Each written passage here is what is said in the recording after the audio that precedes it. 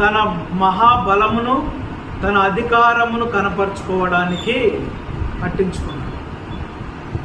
దేవునికి చెందవలసినటువంటి మహిమను ఎవరు ఆపాదించుకున్నాడు?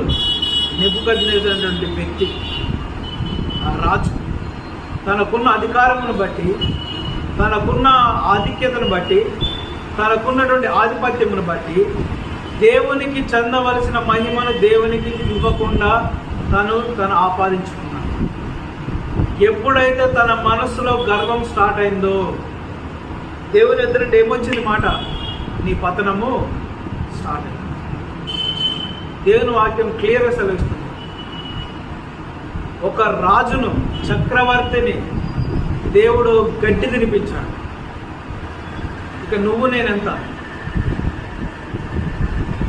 మహారాజుకే గడ్డి తినేటువంటి స్థితి వస్తుంది.